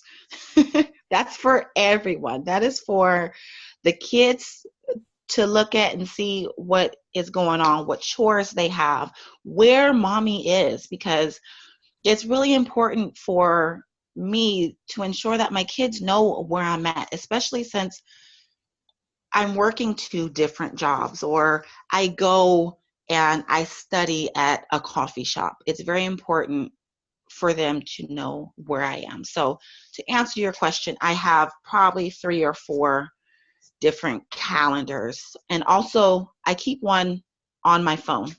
So yeah. So you are covered. That's awesome. I am covered. We are all covered. Nikki says, oh yeah, a family calendar too. Very good. Sometimes it is difficult. How do I manage updating them, which is a task itself? Great question. You know, I like to do it at night. So when everyone is asleep, I schedule in time to make sure that all my calendars are up to date, that if there's any changes for the next day, I make sure I write that down. So just setting that time aside at night to ensure that everything is the same. Thank you for that question. All right, so next we have lists. Next we have lists, multiple lists, absolutely.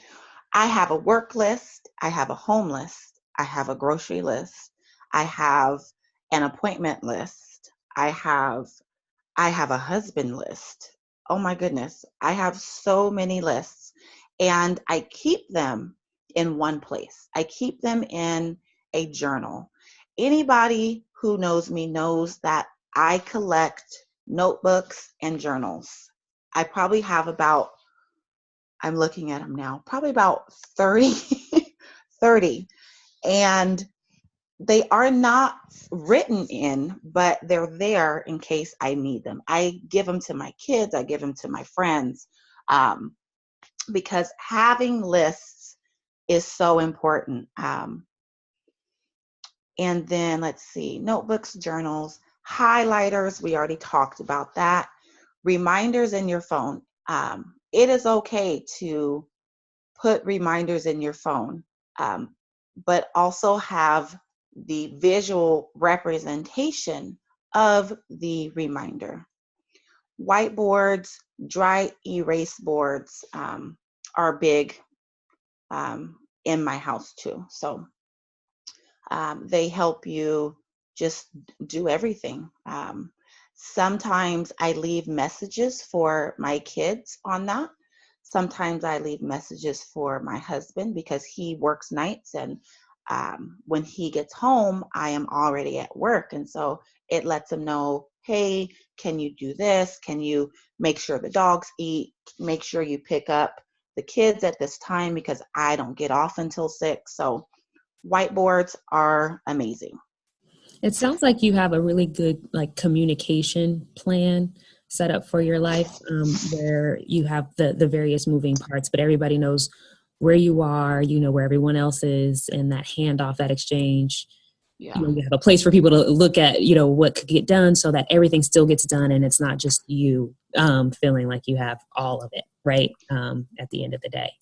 Definitely, definitely. I definitely get on my husband, I think, more than he would like me to. Because in the middle of the day, I'll get a text that says, what job and what time do you get off? And I say, go to the calendar next to the bed and tell me exactly where I'm at and what time I get off. So I'm sure sometimes he's like, dude, just answer the question. But I do try very hard to ensure that everyone knows where I'm at different times. So thank you. And we'll go on to the next slide. All right, how to make use of my time. So this is homework for you all. I want you all to start a list. Priority list, things that need to be done in the next 24 hours, right? Things that, while I don't have to get them done right now, they really need to be done, say, within the next 2 or 3 days. And then things that are not very urgent, but I know they need to be done. So you can put these in different colors. Maybe red or pink is right now. Maybe green is important and not urgent. Could be, black or blue. I want to challenge you all to do that, because the more we do it, the more we are accustomed to writing things down, the more that we hold accountability for ourselves as wives, as mothers, as students, as employees, as friends. I write everything down. I write time for my husband in. Like it's that serious where I have to make sure that every aspect of my life is covered, because I don't want to fall behind. I don't want my husband to look back and say, those 50 years you were in school, you didn't pour into us.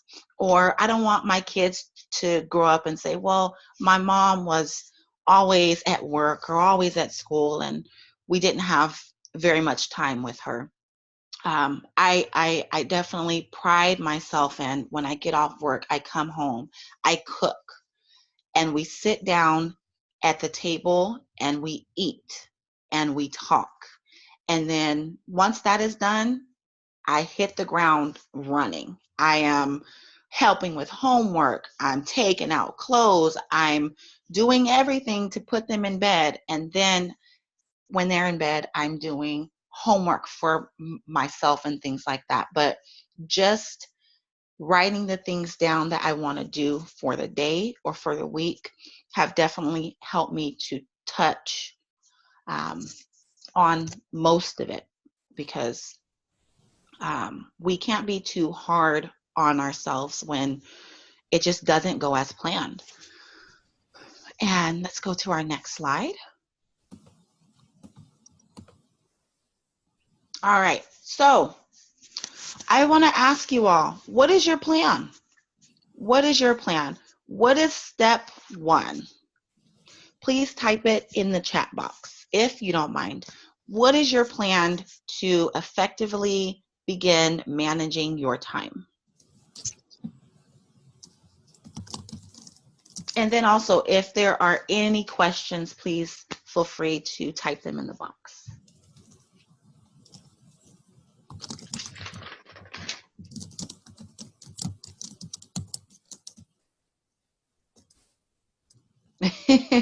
Tamika says, I'm definitely going to use more than my phone calendar. Absolutely. Because before phones, like when we had the flip phones or the Nokia phones, right? They didn't have the great feature that we have on our phones now. And we were writing things down. So get back to the basics. Get back to what worked for you in the beginning. So thank you.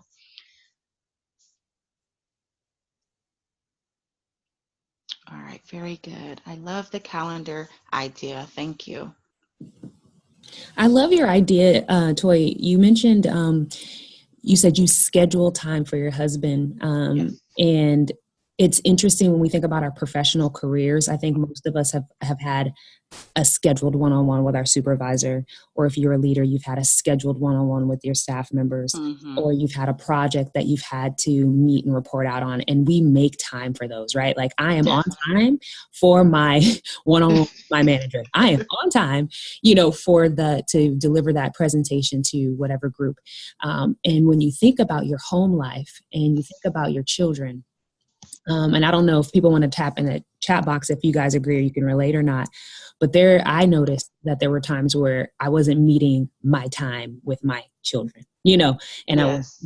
I would say, yeah, we're going to go to Chuck E. Cheese, or yeah, we're going to go somewhere. And then I'd be like, maybe next week, when I wouldn't do that at work. So it's just, I love your idea of like, let's schedule it. And it may feel kind of like weird, saying I'm scheduling time with you. Right. But it's a mental commitment is what you're describing, to making sure that balance stays there and that you don't, because I don't know why work takes over my life sometimes, and I love it. I love it because I'm passionate about the work that I do. And so sometimes it comes home and then all of a sudden it's blurred. So that's one thing I'm going to take from you is the schedule that time for the friends and for the, fun as well. Yeah, because it's so easy to say, okay, next week we're going to go here.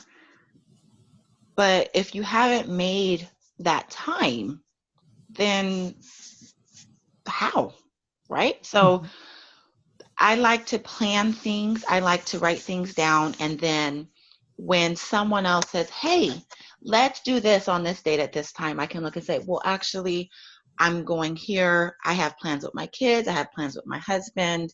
I have a meeting. That way, I don't pull myself in too many directions. Yeah, that's good. Let's see. Lanique, I'm going to implement the 3-part list. Very good. 24 hours, 2 to 3 days. Yes. Very good. Feeling like Nikki's I neglected. Nikki's comment says, scheduling time with your family gives everybody something to look forward to. I love that, Nikki. Yes, absolutely. Especially as our kids get older and older and they can read, right? They can read and it says, well, Mom, the calendar says we're supposed to be here, but we're not. And where are you? You're like, oh, okay, sorry. So yes. Leilani, time management. Okay, feels like you neglect your family and friends because all of your conflicting priorities. I like the idea. Yeah. Schedule family time. Absolutely. Absolutely. Definitely. Yes, they do. Kids make you accountable for everything. All right, and that is the end of time management. I'm going to put my email address in the chat box because I forgot to put a slide up for that. If you have any questions, comments, concerns, feedback, anything, please do not hesitate to shoot me a message. Wonderful. Thank you so much, Toya. Thank you all. This was a great, just kind of organic discussion on the things that we are trying to do every day. So thank you so much for talking us through kind of your family plan, how you approach it. And I hope I can tell that the group has some takeaways, and hopefully we can all get just a little bit better at managing this difficult thing called time. So thanks, Toya. Thank you.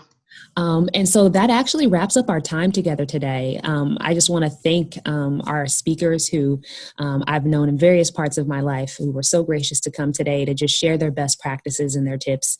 And I know in meeting with them before this, they all said, hey, and we're going to take notes too, because we want to learn something as well. So I pray that you guys got something out of this. And thank you to each of you taking your time on this Saturday. We know that time management, you're like, how am I going to squeeze in this virtual conference? But thank you for just being here and sharing your perspectives. We will post a copy of this presentation within 24 hours on our Momploydent site. We also want to get better as women, professional women, as mothers, and creating a support structure for you guys. So I will be sending out a survey to get your feedback and any suggestions on what we can do to create some more of these opportunities for us to just relax, have a real authentic conversation about the things we go through every day, and just connect with one another. We are going to be looking for other topics or speakers. So if you're interested in that, be sure to reach out to us. So the ways to contact us, I have it all listed here. You can email me directly at info@momploydent.com. If you're not connected yet through our Facebook, if you can see here, if I have the first 5 people to subscribe to our Facebook page and our mailing list, if you do that and send me an email to info@momploydent.com, I'll send you guys some complimentary shirts that you could wear proudly in your community for free. So feel free to do that. Send me your email and then I'll mail those out to you guys. But we have a Momploydent YouTube channel and a Twitter handle. And so if you could today tweet, if you have a Twitter account or Facebook, and just kind of share the resource with somebody else, that would be wonderful. So thank you guys so much for your energy and attention. I pray that each of you are blessed in every area of your life. I will hang on to the end if there are any questions, but other than that, you enjoy your great Saturday wherever you are, and know that there's a community out here supporting and relating to all the things you're trying to do. Thank you guys so much.